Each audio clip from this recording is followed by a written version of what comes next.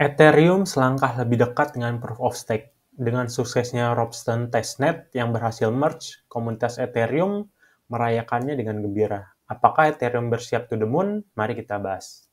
Halo semuanya, balik lagi dengan para investor, di mana secara rutin kami akan mengulas dan menganalisa market kripto dengan menggunakan technical analysis, serta menyajikan berita pilihan penting yang harus kamu ketahui.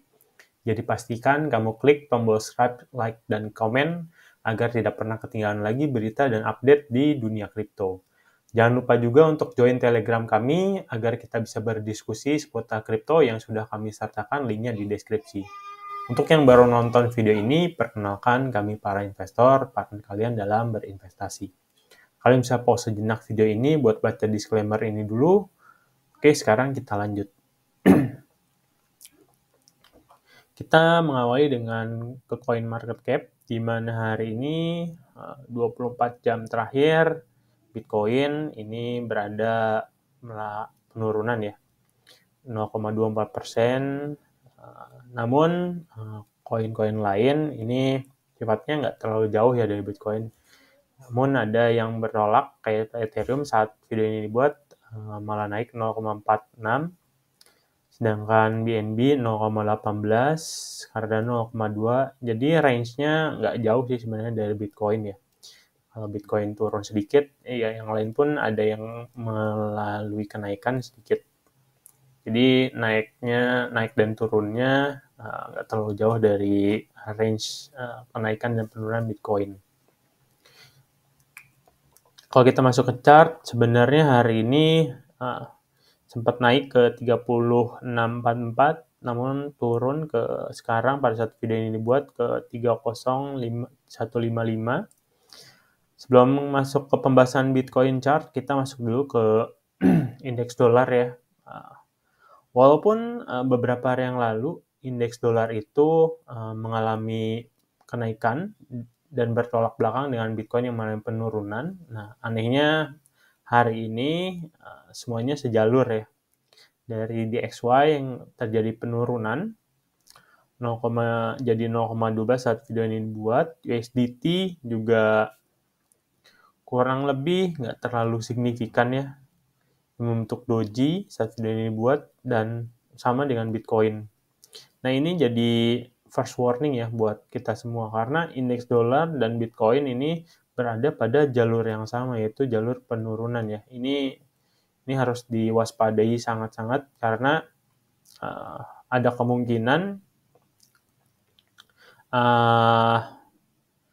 kemungkinan Bitcoin ini patah atau ke bawah. Cuman kita tidak perlu berspekulasi, kita tinggal menunggu saja hasil dari price action yang terbentuk di pasar. Ya, jadi kalau dilihat dari per hari ini, sebenarnya Bitcoin diawali dengan penurunan ya. Jadi penurunan, terus dia sedikit gejolak, jadi pergerakannya sedikit dari tadi pagi ya, yang dimulai dari 00 UTC sampai saat ini nggak terlalu signifikan ya pergerakannya. Oke, itu aja mungkin update chart dari Bitcoin. Jadi hati-hati ya dengan chart Bitcoin dan altcoin lainnya. Sekarang lanjut kita ke berita yang pertama ya, yang akan kita bahas, yaitu peningkatan penggabungan Ethereum hari ini kemarin ya. Nah, yaitu Ropsten Testnet itu akhirnya berhasil sukses ya dilakukan. Jadi, kalau yang belum tahu, Ropsten Testnet itu adalah testnet Ethereum yang paling lama berjalan gitu di algoritma Proof of Work, dan sekarang sudah berhasil pindah dari algoritma tersebut ke algoritma Proof of Stake ya. Jadi ini sangat yang ditunggu-tunggu oleh seluruh komunitas maupun di dunia kripto, karena milestone ini lumayan milestone besar ya bagi Ethereum, karena ya tadi si Ropsten itu salah satu testnet yang memang tertua yang memungkinkan pengujian pengembangan blockchain sebelum ditempatkan ke mainnet ya. Jadi sebenarnya ini bisa dikatakan Ethereum makin dekat ya dengan si proof of stake gitu. Dan kalau kita lihat pengembang juga gembira ya, terlihat dari beberapa akun Twitter yang sudah berkreasi. Jadi ada banyak banget yang senang Ethereum itu makin dekat dengan proof of stake. Nah, ini cuman kita tinggal menantikan, masih ada beberapa testnet lagi yang perlu di-merge ya. Ya, nanti kita tinggal nantikan saja dan kita tunggu tanggal tepatnya merge ini akan naik dan algoritma proof of stake ini akan naik ke si mainnet Ethereum ya. Nah, itu kemungkinan jadi waktu yang bisa membuat dan sangat besar memicu kemungkinan Ethereum itu naik ya harganya ya. Karena kita tahu sendiri hal ini atau proof of stake ini sudah dinantikan lama oleh para pengembang ataupun yang ada di komunitas Ethereum, karena untuk sekarang sufferingnya atau sangat menderita di gas fee ya, salah satunya. Setelah merge ini diharapkan gas fee-nya tidak terlalu mahal dan itu bakal meningkatkan kinerja Ethereum sehingga Ethereum bisa perform lebih baik lagi dan semakin digunakan oleh para usernya ya, gitu. Oke, selaras dengan tadi berita Ethereum, akhirnya ApeCoin DAO secara resmi mendukung untuk tetap berada dalam ekosistem. Jadi untuk yang belum tahu, ApeCoin ini memang sekarang ada di jaringan Ethereum. Cuman gara-gara terakhir kemarin mereka melakukan penjualan tanah ya, dan itu menyebabkan lonjakan. Sebenarnya itu dikarenakan kalau dilihat oleh para ahli, gara-gara si kontrak ApeCoin ini belum maksimal ya. Jadi memicu lonjakan harga saat penjualan metaverse mereka. Namun itu menjadi perdebatan dan setelah dilakukan voting, akhirnya voting ini secara tipis menguapkan bahwa 53,62% peserta menganjurkan untuk tetap menggunakan Ethereum untuk jangka menengah ya. Jadi tadinya memang mereka berinisiatif apakah harus pindah ke layer 2 atau mengambil opsi ke blockchain lain, namun komunitas sepakat untuk tetap berada di Ethereum, dan ini lumayan juga ya menambah aspek bullish dari si Ethereum itu sendiri nantinya. Masuk ke berita selanjutnya, di mana Solana menyiapkan dana $100 juta untuk startup kripto ya. Jadi memang Solana Venture dan Solana Foundation ini sudah lama mengincar si developer ataupun startup Web3 di Korea ya. Yang mereka fokuskan ke depannya adalah game, NFT, dan DeFi. Nah, kenapa sih mereka melihat Korea adalah tempat yang bagus untuk mereka invest? Karena Korea berada di garis depan dalam desain dan pengembangan game Web3, dan kami fokus untuk membantu lebih banyak pembangunan di Korea mewujudkan ide-ide mereka ya. Jadi memang banyak banget secara Solana melihat bahwa di Korea ini banyak startup yang sedang fokus yang mengembangkan game Web3. Jadi makanya mereka berani invest ke Korea startup punya ya. Selanjutnya ini ada berita lumayan penting juga. PayPal memungkinkan transfer mata uang digital ke dompet eksternal ya. Walaupun sebenarnya PayPal ini sudah menggunakan kripto ya dari 2 tahun lalu ya, dari 2020.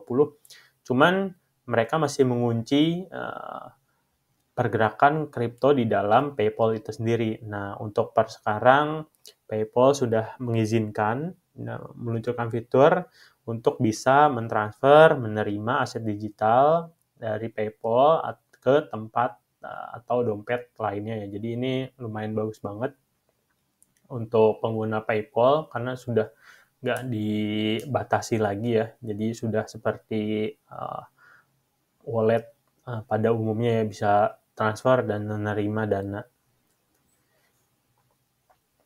Selanjutnya ini Optimism ya.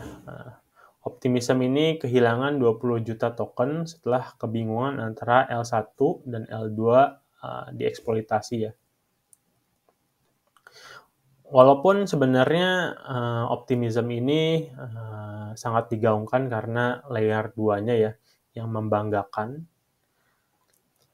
Namun mereka memang masih memiliki celah ya, makanya berhasil dieksploitasi si smart contract-nya dan membuat kehilangan 20 juta token OP ya. Yang belum tahu, token OP itu tokennya Optimism ya.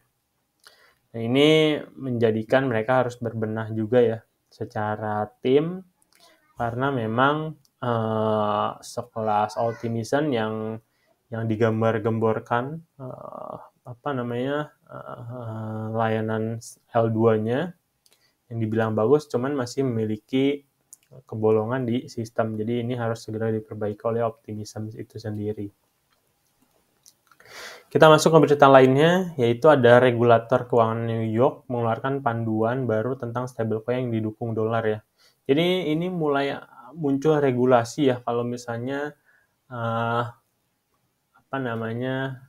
instansi yang ada di US kalau ingin mengeluarkan stablecoin ya, karena memang kita tahu sendiri salah satu faktor utamanya yaitu USD Terra Luna USD ya. Itu ada 3 komponen utama ya. Yang pertama, setiap stablecoin diatur oleh DFS harus didukung sepenuhnya oleh cadangan aset, yang berarti bahwa nilai pasar dari cadangan sama dengan nilai nominal unit stable yang beredar pada akhir setiap hari kerja. Penerbit juga harus menetapkan kebijakan yang jelas untuk penebusan token ke dalam dolar AS dan menerima permintaan penebusan dalam waktu 2 hari, kecuali dalam keadaan luar biasa. Dan stablecoin juga akan diaudit oleh akuntan publik ya, bersertifikat independen. Nah, ini sebenarnya ada plus minus ya, karena ada yang kita tahu sendiri di USDT ya, Tether itu dia belum mau diaudit ya, belum mau transparan dan terbuka. Jadi ada plus minusnya. Regulasi ini dibuat di stablecoin ya, kita tunggu aja apa reaksi dan market merespon kabar ini ya. Selanjutnya, crypto exchange akan hapus Litecoin karena kekhawatiran fitur privasi ya. Jadi 2 bursa utama di Korea Selatan itu akan menghapus Litecoin ya, karena di Bithumb dan Upbit ya. Nah, kalau belum tahu, exchange ini udah lumayan besar juga di Korea. Ini karena memang ada modifikasi yang dilakukan pada koin yang memungkinkan privasi lebih besar saat melakukan transaksi ya. Jadi nggak anonimus atau tidak transparan lagi ya fitur baru yang akan atau modifikasi yang akan diluncurkan Litecoin. Jadi itu mengapa Upbit dan Bithumb melakukan tindakan delisting untuk koin Litecoin ini ya. Gitu. Oke, mungkin itu aja yang bisa kita sampaikan. Kalau kalian ada koin atau token atau project yang ingin dibahas, silahkan tulis di kolom komentar biar kita bisa bahas bareng. Dan jangan lupa join juga Telegram yang udah kita sediakan, linknya di deskripsi agar kita bisa diskusi bareng seputar kripto. Dan terakhir, jangan lupa untuk klik like, share, dan subscribe kalau kalian suka video ini. Terima kasih semuanya sudah menonton. Thank you.